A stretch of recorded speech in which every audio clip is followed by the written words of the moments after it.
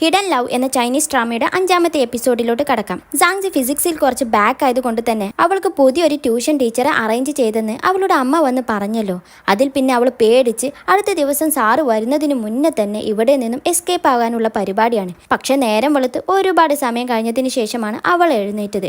അവളുടെ plan fail ആയെന്ന് അവൾക്ക് മനസ്സിലായി. അതിൽ അവൾ പയ്യെ താഴെ വന്ന് നോക്കുകയാണ്, സാറെങ്ങാനും വന്നോ ഇല്ലയോ എന്നറിയാൻ വേണ്ടിയിട്ട്. പക്ഷെ അവിടെ കാര്യമായിട്ട് ഒരു ചലനവുമില്ല. അതിനർത്ഥം സാറ് വന്നിട്ടില്ലെന്നല്ലേ. അതിൽ പിന്നെ അവൾക്ക് ഭയങ്കര സന്തോഷമായി. എന്നിട്ട് അവൾ യാനോട് സംസാരിച്ചു വരികയാണ്. എന്തൊരു സാറാണിത്, ഒരു കൃത്യനിഷ്ഠതയുമില്ല. ഫസ്റ്റ് ഡേ തന്നെ ഇങ്ങനെ ആയാൽ പിന്നെ ഒരിക്കലും ആ സാറ് നന്നാവില്ല. പിന്നെ ഞാൻ എനിക്കൊരു ഹെൽപ്പ് ചെയ്യോ, നീ അമ്മയോട് പറയോ, എനിക്ക് ഈ വർഷം എങ്ങനെയെങ്കിലും ഞാൻ ഫിസിക്സിൽ തട്ടിമുട്ടി ജയിച്ചോളാം. ട്യൂഷൻ്റെ ഒന്നും ആവശ്യമില്ല, അടുത്ത വർഷം മുതലല്ലേ ഇമ്പോർട്ടന്റ്, അന്ന് നമുക്ക് ട്യൂഷൻ സാറൊക്കെ വെക്കാം പ്ലീസ്. എന്നിട്ട് ഇതിന് പകരമായിട്ട് അവൾ ഒരുപാട് ക്യാഷ് പ്രൈസ് ഒക്കെ ഓഫർ ചെയ്യുന്നു. എന്നാൽ അവന്റെ റിപ്ലൈ ഇല്ല. പകരം അവന് മുകളിൽ നിന്ന് ഇറങ്ങി വരുന്നതാണ് കാണുന്നത്. അപ്പോൾ അവൾ ഇത്ര നേരം സംസാരിച്ചത് ഈ കിച്ചണിൽ നിന്ന് ശബ്ദമുണ്ടാക്കുന്നത് ആരാ? അവൾ ഒന്ന് ഞെട്ടിക്കൊണ്ട് നോക്കുമ്പോൾ അത് സാക്ഷാൽ ദുവാൻ. അപ്പോൾ ഇവൻ എന്താ ഇവിടെ എന്ന് ചേട്ടനോട് ചോദിക്കുമ്പോൾ, അപ്പം നിന്നോട് അമ്മ പറഞ്ഞില്ലേ അവനാണ് നിന്റെ ട്യൂഷൻ സാറ്. ദുവാൻ ആണെങ്കിൽ ബ്രേക്ക്ഫാസ്റ്റ് ഒക്കെ ഉണ്ടാക്കി അവളെ കഴിക്കാൻ വേണ്ടി വിളിക്കുകയാണ്. അങ്ങനെ അവൾ മടിച്ചോണ്ട് അവിടെ വന്നിരുന്നു. എന്നിട്ട് അവന് ചോദിക്കും, ശരിക്കും ഞങ്ങൾ എത്ര നേരമായി എന്നറിയോ നിന്റെ റൂമിന്റെ ഡോറ് വന്ന് തട്ടുന്നു, നീ എഴുന്നേൽക്കുന്നേ ഇല്ല, എന്തായിരുന്നു അവിടെ പരിപാടി? അതിൽ അവൾ പെട്ടെന്ന് പറയും, ഞാൻ ഇന്നലെ എനിക്ക് ഒരുപാട് ഹോംവർക്ക് ഉണ്ടായിരുന്നു, അതുകൊണ്ട് ലേറ്റ് ആയിട്ടാണ് ഉറങ്ങിയത്, അതാ ഞാൻ അറിയാതിരുന്നത്. അതിൽ ചേട്ടൻ പറയും, ഇനി അടുത്ത ദിവസം ഞങ്ങൾ വിളിച്ചുണർത്തുന്നത് നിന്റെ റൂമിൽ പടക്കം പൊട്ടിച്ചിട്ടായിരിക്കും, മര്യാദക്ക് നേരത്തെ എഴുന്നേറ്റോണം, നീ കാരണം പകുതി ദിവസം പോയി, ഇനിയുള്ള സമയമെങ്കിലും കളയാതിരുന്നാൽ മതിയായിരുന്നു. ഏതായാലും സാങ്സി ഭയങ്കര ഹാപ്പിയായി. അവൾ നേരെ റൂമിലോട്ട് പോയി. എന്നിട്ട് പഠിക്കാനുള്ള സകല സന്നാഹങ്ങളുമായിട്ട് തിരിച്ചു വരികയാണ്. പക്ഷേ നേരത്തെ ഇവളെ ഉപദേശിച്ചു വിട്ട അവരെയല്ല. ഇപ്പോൾ ചേട്ടനും ദുവാനും ഇരുന്ന് വീഡിയോ ഗെയിം കളിച്ചുകൊണ്ടിരിക്കുകയാണ്. അവൾക്ക് എന്തോ ഭയങ്കര ദേഷ്യം വന്നു. അവൾ യാനെ ഡിസ്റ്റർബ് ചെയ്തുകൊണ്ടേയിരിക്കുന്നു. എന്നിട്ട് ദുവാനോട് ചോദിക്കും, അല്ല പഠിക്കണ്ടേ, നിങ്ങൾ അതിനല്ല ഇങ്ങോട്ട് വന്നിരിക്കുന്നത്? അതിൽ ചേട്ടൻ പറയും, ഒരു 5 മിനിറ്റ് ഇതിപ്പോൾ കഴിയും, പിന്നെ ഇപ്പം നമ്മൾ ഭക്ഷണം കഴിച്ച് കഴിഞ്ഞതല്ലേ ഉള്ളൂ, കുറച്ച് റെസ്റ്റ് എടുക്ക്, എന്നിട്ട് പഠിക്കാം. അങ്ങനെ അവളും വെയിറ്റ് ചെയ്യുന്നു. അതിൻ്റെ ഇടയ്ക്ക് അവൾ ചോദിക്കും, ദുവാൻ നിനക്ക് കട്ട് ഫ്രൂട്ട്സ് വേണോ, ഞാൻ ഇപ്പോൾ കൊണ്ടുവന്ന് തരാമെന്ന് പറഞ്ഞ് അവൾ ഫ്രിഡ്ജിൻ്റെ അടുത്തോട്ട് ഓടും.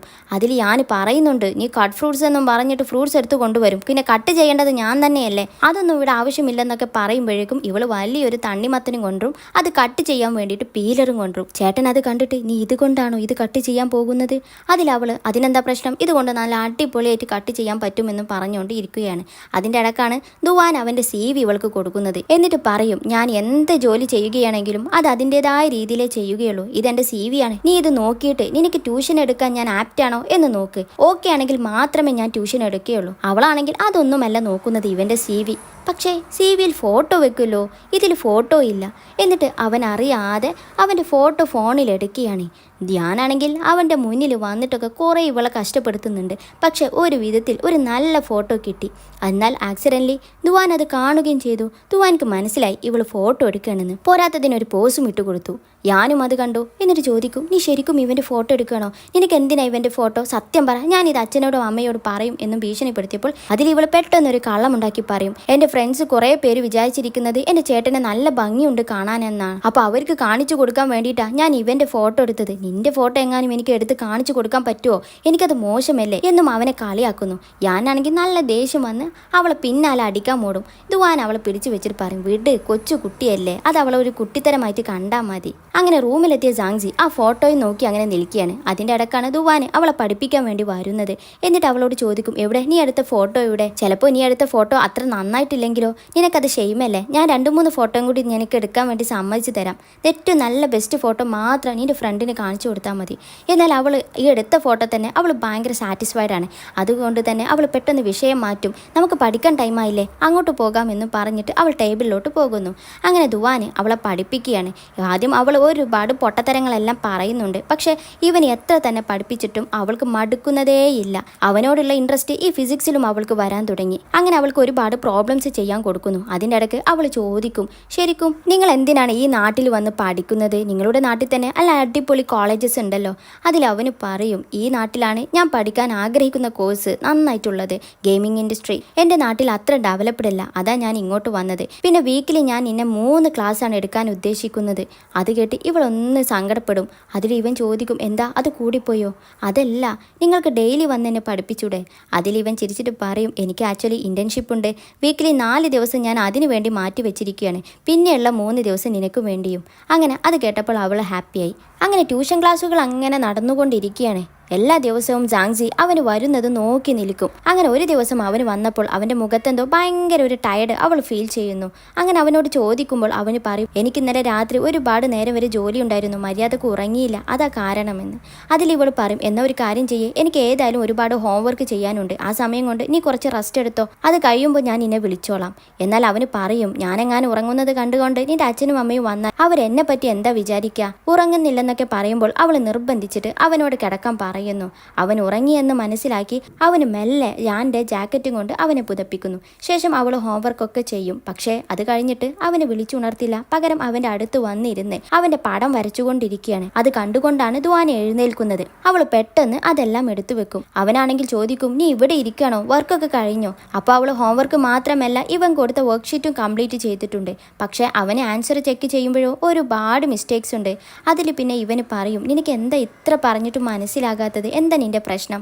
അതിലവൾ കുറച്ച് സങ്കടത്തോടെ പറയും, എനിക്കറിയില്ല, എനിക്ക് ഫിസിക്സ് ഇഷ്ടമല്ല, ഭയങ്കര ബോറിംഗ് സബ്ജക്റ്റാണ്. എന്നാൽ അവൻ അതിന് അപ്പോൾ ഒരു മറുപടി കൊടുക്കുന്നില്ല. ശേഷം താഴെ ഗെയിം കളിച്ചുകൊണ്ടിരിക്കുന്ന യാൻ്റെ അടുത്തോട്ട് അവന് വന്നിട്ട് പറയും, എടാ നിന്റെ സിസ്റ്റർക്ക് ഫിസിക്സിൽ എന്തൊക്കെയോ ഒരു മിസ്റ്റേക്ക് ഉണ്ട്, ഫിസിക്സിലെ ഫണ്ണ് അവൾക്ക് അങ്ങോട്ട് കിട്ടിയിട്ടില്ല.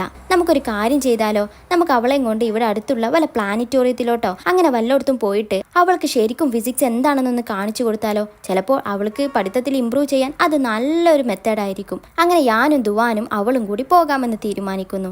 അവളാണെങ്കിലോ ഇവൻ്റെ കൂടെ പോകല്ലേ, ഭയങ്കര ത്രില്ലിംഗ് ആണ്. യാനാണെങ്കിലോ ഇവർക്ക് 2 പേർക്കുമാണ് ടിക്കറ്റ് എടുത്തിരിക്കുന്നത്. അവന് ആ ക്യാഷ് കൊണ്ട് പുറത്ത് ഗെയിം കളിച്ചിരുന്നോളാമെന്നും പറയുന്നു. അങ്ങനെ ഇവർ 2 പേരും ആ മ്യൂസിയത്തിൻ്റെ ഉള്ളിലോട്ട് പോകും. അവിടുത്തെ ഓരോ സംഗതികളും അതിൻ്റെ ഫിസിക്സും അതിലെ ഫണ്ണും എല്ലാം ഇവൾക്ക് പഠിപ്പിച്ചു കൊടുക്കുന്നു. ഇവൾക്കെന്തോ ഫിസിക്സിനോട് കുറച്ചുകൂടെ ഇൻട്രസ്റ്റ് വരാൻ തുടങ്ങി. അതിനിടക്ക് അവനൊരു ഉപദേശം കൊടുക്കുന്നുണ്ട്, നമ്മുടെ ലൈഫിൽ ഒരു ഡ്രീം എന്തായാലും വേണം, ആ ഡ്രീം നമ്മൾ അച്ചീവ് ചെയ്യണം. ഞാൻ നോക്ക്, എൻ്റെ നാട്ടിൽ നിന്നും ഇങ്ങോട്ട് വന്നത് ഗെയിമിങ് പഠിക്കാൻ വേണ്ടിയിട്ടല്ലേ, അതിൽ ഞാൻ ഭയങ്കര സാറ്റിസ്ഫൈഡ് ആണ്. ഈ ഗെയിം കളിക്കുക എന്ന് പറഞ്ഞാൽ ഞാൻ ഒരുപാട് വർക്ക് ചെയ്ത് ടയേർഡ് ആകുമ്പോൾ ഇത് കളിക്കുമ്പോൾ എനിക്കെന്തോ ഭയങ്കര ഒരു സമാധാനം ഫീൽ ചെയ്യുന്നു.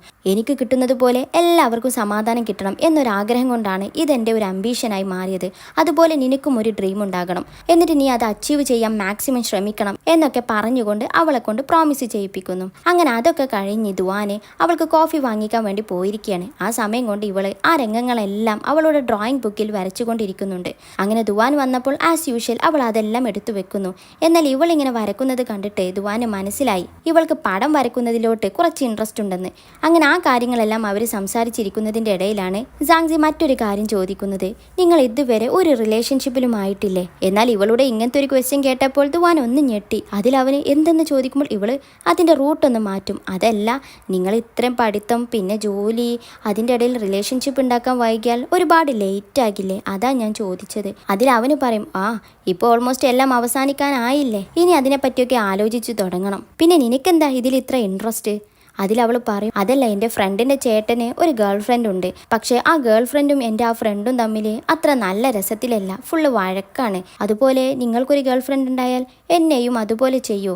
അതിലവന് പറയും, നീ എന്തൊക്കെയായി പറയുന്നത്? എനിക്ക് ഗേൾ ഫ്രണ്ട് ഉണ്ടായാൽ ഞാനും അവളും എന്നെ നല്ലതുപോലെ നോക്കും. പിന്നെ അത് മാത്രമല്ല, നമ്മൾ തമ്മിലുള്ള ഈ ബന്ധം എന്നും ഉണ്ടാകുമെന്നാണ് നിൻ്റെ വിചാരം? നീ ഇനിയും എത്രയോ വളരാനുണ്ട്, ഒരുപാട് ലോകം കാണാനുണ്ട്. അതിൻ്റെ ഇടയ്ക്ക് നീ എന്നെ പറ്റിയൊക്കെ മറന്നു പോയിട്ടുണ്ടാകും. ഇങ്ങനെ ഒരാളെ തന്നെ നീ വല്ലപ്പോഴുമേ ഓർക്കുകയുള്ളൂ. അതും കേട്ടതോടുകൂടി അവളുടെ കണ്ണ് നിറയാൻ തുടങ്ങി.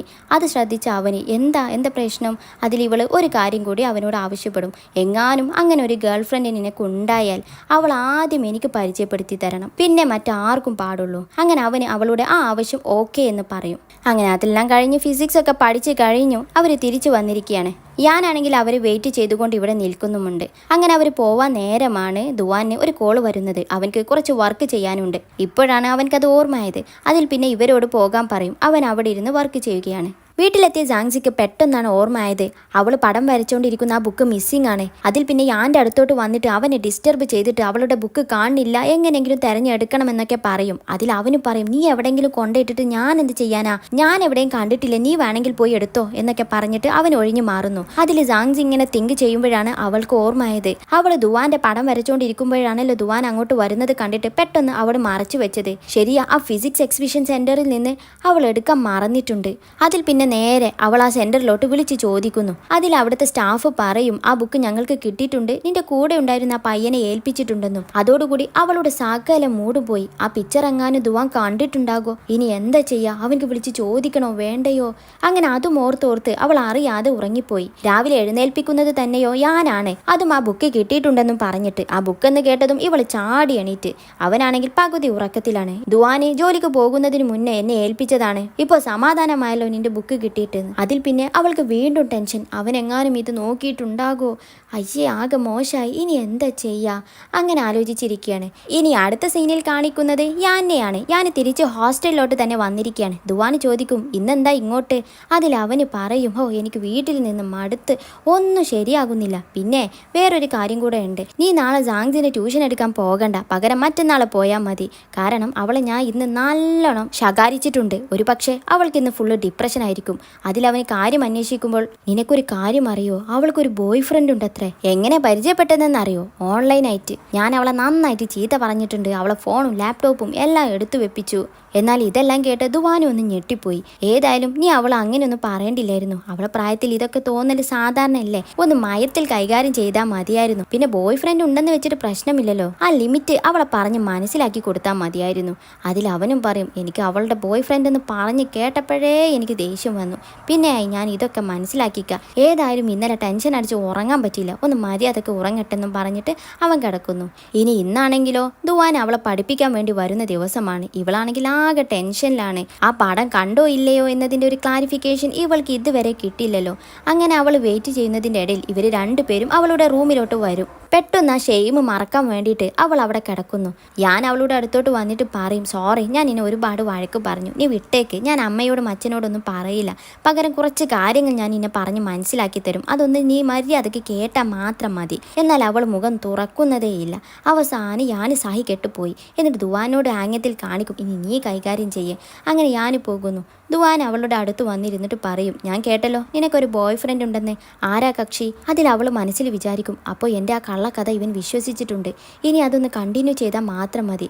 എന്നിട്ട് ഇവൾ പറയും, അത് അവനിപ്പോൾ കോളേജ് പഠിത്തം കഴിയാറായിട്ടുണ്ട്. കോളേജ് പഠിത്തോ? അപ്പം അത്രക്കും പ്രായമുള്ള ആളെയാണോ നീ പ്രേമിക്കുന്നത്? അവൻ എത്ര വയസ്സായി? ഒരു 20 സംതിങ് ഒക്കെ ആയിട്ടുണ്ടാകും. നീ എന്തൊരു കൂളായിട്ടാണ് ഈ പറയുന്നത്, അവൻ്റെ ഫോൺ നമ്പർ ഇങ്ങോട്ട് തന്നെ, ഞാൻ അവനോട് വിളിച്ച് കാര്യങ്ങൾ അന്വേഷിക്കട്ടെ എന്ന് പറയുമ്പോൾ ജാങ്സി പേടിച്ചുകൊണ്ട് കൊടുക്കുന്നില്ല. ഓക്കെ എന്നാൽ ശരി, നിനക്ക് ഫോൺ നമ്പർ തരാൻ താല്പര്യമില്ലെങ്കിൽ വേണ്ട, പക്ഷേ നീ കുറച്ച് കാര്യങ്ങൾ ശ്രദ്ധിക്കണം, നീ ഇപ്പോൾ വെറും ചെറിയൊരു കുട്ടിയാണ്, ഇനി പഠിച്ച് കോളേജിലെത്തണം, അപ്പോൾ അതിൻ്റെ ഇടയിൽ ഇതൊക്കെ ആയാൽ നിന്റെ പഠിത്തത്തെ എല്ലാം ബാധിക്കും എന്നൊക്കെ പറഞ്ഞുകൊണ്ട് അവൻ ഉപദേശിക്കാൻ തുടങ്ങുന്നു. എന്നാൽ ഇവൻ്റെ ഉപദേശം കേട്ടിട്ട് അവൾ ആകെ സ്റ്റക്കായിക്കൊണ്ട് നിൽക്കുകയാണ്. അവളുടെ പ്ലാന് അവൾ ആ ബുക്കിൽ വരച്ച പയ്യൻ്റെ ചിത്രമൊക്കെ അത് തൻ്റെ കള്ളക്കാമുകനെ വരച്ചതാണെന്ന് അവന് മനസ്സിലാക്കണം. അതിനു വേണ്ടിയിട്ടാണ്. ഇനി അതിനുശേഷം എന്ത് സംഭവിച്ചു എന്ന് നമുക്ക് അടുത്ത എപ്പിസോഡിൽ കാണാം. അതുവരെ ടാറ്റാ ബൈ ബൈ.